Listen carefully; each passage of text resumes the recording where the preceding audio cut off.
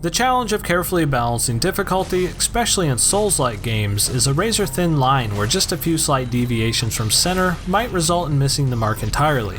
Myself, along with trusted members of the Souls community, will attempt to constructively dissect the nuances of properly balancing difficulty. Our goal? To better the future of this genre by providing our opinions on what we think are the secret ingredients of what makes Souls, Souls.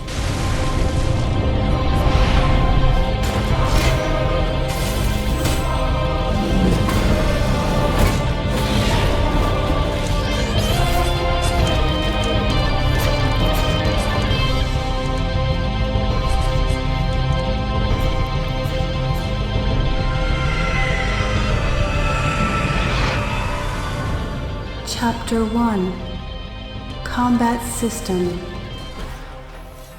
The combat system and overall degree in which you control your character in a Souls-like is the overall crux of the majority of gameplay. These titles are not usually known for having elaborate puzzles or mini-games to help shake up gameplay, so a large emphasis must be put on crafting a satisfying combat system. When it comes to Souls-like games, enemy and level design are hugely important, but to me I think the most important thing is that the controls are tight and responsive. With challenging games like these, no death can ever feel cheap. Ideally, every time you die or get hit, it should feel like the direct result of an input choice you made. Every time you should say to yourself, yeah, that was my fault. Since the encounters in these games are usually quite deadly, the player needs to feel in complete control of their character at all times. The input needs to feel like an extension of yourself in that universe, with each button press equaling an expected and reliable action, not as an input acting more like a suggestion to the character as they automatically fill in the blanks for you. In real life, if for whatever reason you needed to jab someone to the face, you would want it to be a jab, not have your arm do an uppercut or a spin kick instead. Those more cinematic combat systems have their place in gaming, where hitting the attack button functions more as a do cool stuff button, but in Souls-likes, your confidence during a grueling fight comes down to your reliance on your inputs, resulting in very predictable outcomes. One thing I feel is important to a Souls-like game is the principle that is used often, this idea that your character's core abilities are available from the start.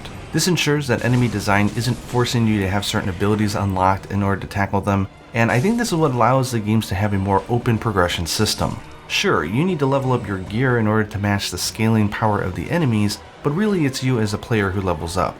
On one stage that took you a very long time to do the first time, you can go in with the same setup, the same gear and power, and get through it much faster because you are a better player. The weighty, methodical combat set in place by Demon's Souls laid a great foundation for what is to come. However, there is still room for ingenuity without taking away too much control from the player. In Nioh, for example, the inclusion of 3 different stances for each weapon, along with the skill check to recuperate stamina after attacks, was a great way to take the Souls fighting formula and achieve something that felt both new and familiar. Another example in the game The Surge, the implementation of a vertical dodge added a whole new layer to its combat, as well as the limb severing mechanic that allowed you to salvage new gear from strategically disarming foes. While Bloodborne's trick weapons are yet another great example, the element that changed its flow of combat the most was its ingeniously simplistic regain mechanic. This allows you to recover health if you retaliate quick enough after taking damage, and this greatly encouraged a more offensively vicious approach to fights, which helped distance itself from the more defensive stylings of Dark Souls. This goes to show that inventive tweaks on a mechanics level can fundamentally change the core of combat, even outside of the combat system itself. Chapter 2 World Structure. World structure and level design is arguably the most important aspect in laying down the foundational canvas for a successful Souls-like. An environment should feel like a world that had already existed that you just happen to be traveling through, not a death gauntlet that only exists because of you. A focus on environmental storytelling and making the areas feel lived in will naturally make your world more interesting to explore and battle through. Without question, one of the most important aspects that makes the Soulsborne series what it is today is environmental storytelling, and to a further extent, the lore of the surrounding world that gives the player character's actions context. For example, we know that long ago, before the start of Dark Souls, that Anor was once a flourishing city of the gods which was often visited by a multitude of beings, humans and giants for instance. Beside item descriptions, clues of this can be found in the world. An example of this can be found in Anor where enormous doors for giants are accompanied by human-sized entryways, or staircases and elevators both big and small, alluding to a time when these beings coexisted as indicated by the architecture. Another great example of environmental storytelling can be found in New Londo, the Drowned City. Some of the enemies here are female ghosts holding babies, both with visages of horror etched into their faces, leading to the idea of terrifying events in this location's past. Also, after draining the water of New Londo, thousands of dead bodies can be found lining the streets of this now dead city.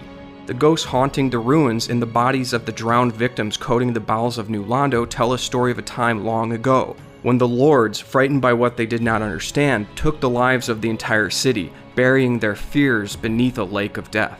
Only through exploration of the world, inspecting item descriptions, and reading the story told by the environment are your actions, even an action as simple as turning a lever to open a floodgate, are these player character actions given context. Draining the water of New Londo not only tells a story, one of washing away the sins of the past, but it also creates an environmental shortcut, connecting New Londo to the Valley of Drakes and the rest of this brilliantly interconnected world. And that's just one example of what the Souls series gets right, and many other games strive to capture. Shortcuts in this style of game act not only as a great way to reward the player for their thorough exploration, but also as a permanent extension to their most recent resting point, almost like a checkpoint within a checkpoint. Many of the Souls-likes already tend to be very aware of the importance of this concept and usually implement it into a few of their earlier levels, but just like the Souls series itself, the farther you journey in your adventure, the more the level design seems to neglect this concept until it's nearly abandoned entirely. Outside of the Soulsborne series itself, a good implementation of reconnecting the entirety of a game world to help it feel more like a coherent space would be in Ska Studios' Salt and Sanctuary. The way this 2D world layers back onto itself is nothing short of a madman's labyrinth. Games that choose to have no world map require you to use your eyeballs and brain to keep track of the entirety of the world yourself. This often makes these brutally grim landscapes feel somewhat comforting at a point, since you're consuming these environments in a way that is not too dissimilar to how our brains log new areas in real life by remembering landmarks and terrain. You know that snapshot of a location from a childhood trip that has been lodged in your brain for years? When the level design is done correctly, the game's world itself will be forever imprinted in your memory in a similar way. In a more traditional game with a mini-map, you might travel from point A to point C and not pay attention to point B even though you traveled straight through it. Avoiding use of a map and a clutter of HUD indicators helps to bolster the importance of trusting the player to use their own natural senses to explore a world, rather than telling them directly what to look at, where to go, and how to find all the important things. The sense of exploration and immersion that is felt in the game's world is what I would consider to be the main element that made the Souls series as memorable and revered as it is today. Since the ancient teachings of perfecting this art form are currently held within the brain of From Software's president and Souls creator, Hidetaka Miyazaki, all we can do is try to work together to assist with the construction of these worlds and future Souls-likes by properly playtesting and having constructive conversation between the community and the creators. Chapter 3: Enemy Design. The enemy design and how they pose a challenge to the player is vital to perfect before you start plunking them all down in your game world. Visually diverse and interesting enemies add a bonus to the satisfaction of destroying them, but most important is how they communicate their attacks to the player. An attack from a boss or a standard enemy has to be satisfying to either dodge or block. If it's not, your enemy might not be telegraphing correctly. Too slow of attacks can be excessively easy to avoid, while on the flip side, too quick or mindless flailing of attacks can lead to aggravating the player, which is also exacerbated by repeat deaths. An enemy with attacks requiring reaction not achievable by the average hand-eye coordination is a design flaw. Requiring prediction or guessing of oncoming attacks is not the same as reacting to oncoming attacks. One feels cheap and frustrating while the other feels hard but fair. Attack patterns that naturally flow and swing into each other in a tangible way that is most in line with our real-world physics lead to the best implementation of attack patterns from enemies that are rewarding to kill, especially on repeat confrontations. Another thing I noticed is that while you certainly need enemies to telegraph their attacks, designing the enemies to have different attack patterns and moves depending on the player position is also very key into keeping players on their toes while keeping it fair. When you're close, mid-distance, or further away, the enemy will use different tactics, and because the player is often forced to weave in and out of these zones in order to avoid certain attacks or other enemies, this means that with just a few handful of attacks you can make enemies feel really diverse. The best players can stick in one position, and while that often means having to avoid the most punishing and the shortest telegraphed attacks the enemy can do, this also means that they can be more aggressive and lure enemies into doing specific attacks. It's a fulfilling game design that allows players to feel real accomplished when they win, but understand why they lost when they fail. Chapter 4 Encounters. To me, the most important aspect of a Souls-like game is giving the player a sense of accomplishment. Yes, it can have an interconnected world or hidden secrets, but at the end of the day, it's about overwhelming odds and the satisfaction that comes with besting them. Enemy layouts, where, how many, and how often, is possibly the easiest area to fall victim to an improper difficulty curve. Any game developer can drop down a horde of enemies and call it challenge, but there is a delicate balance when adjusting these encounters throughout a game's world. A standard fight should feel as such, an ambush, and overwhelming odds a memorable daring escape. If the player is taking their time, being cautious in new areas, and properly assessing their environments, no amount of threat should be able to destroy them if they are adequate enough in the combat. Failure should only occur from when the player starts to become impatient and disregards their surroundings, not necessarily by unavoidable trial and error. I think for me, the most important aspect has always been that fine line when fighting a boss between hard but fair and just straight up cheap. What makes the Soulsborne genre so appealing and enthralling is that despite the constant frustrations you feel when you die to that same boss for the 10th or 50th time, when you set that anger and rage aside, in a Soulsborne game you can say, you know what, I messed up, I got greedy, I hit too soon, the reason I died, it was my fault. And that's ultimately what keeps you coming back and what allows you to forgive the brutal difficulty. If on the other hand you're killed by a cheap mechanic put in place to create artificial difficulty, that's the sort of thing you have very little patience for, and I think there's a fine line between the two, but when the balance is right, it'll keep you coming back. Too much of an onslaught at all times can leave the player frustrated by this simplistic approach to challenge, and this will often lead to more mindless rushing straight through repeated areas in an attempt to counter the game's own cheap tactics. Save those tricky encounters with flanking enemies, far-off snipers, and deadly traps for the set-piece moments where you really want to make a lasting imprint on the player, not endlessly rain down upon the player for the majority of the adventure to where they become numb to it. Chapter 5 Death Mechanics. The lack of control over saving the game is both terrifying and liberating for someone like me who, more often than not, will opt to save their game before a challenge. Removing that aspect adds a whole new experience in tackling dungeons, fighting bosses, and the victories you achieve from those are that much more rewarding. Death mechanics, and not allowing the player to manually save their game at will, add an important element to Souls-likes where every decision feels finite. The idea that you are punished for failing makes the stakes higher and the exhilaration that much greater when you overcome a challenge. But the decision to give the player a way to make back what they lost, even though it may not be easy, is a real genius decision in these Souls-like games.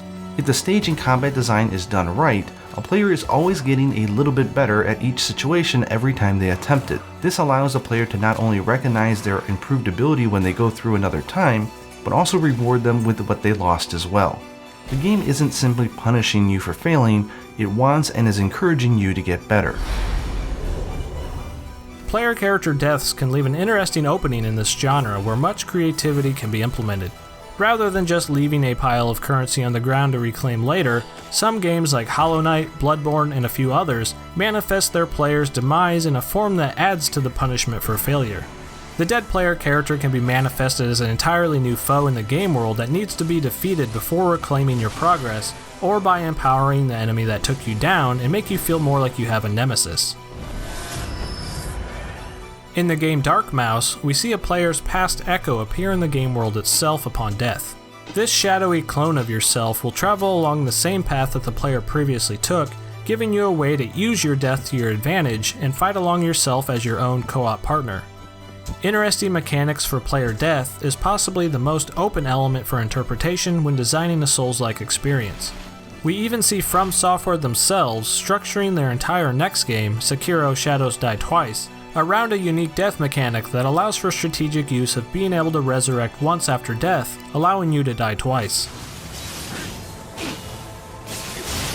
Souls-likes have survived past their infancy, and we see the next big wave of the genre just on the horizon.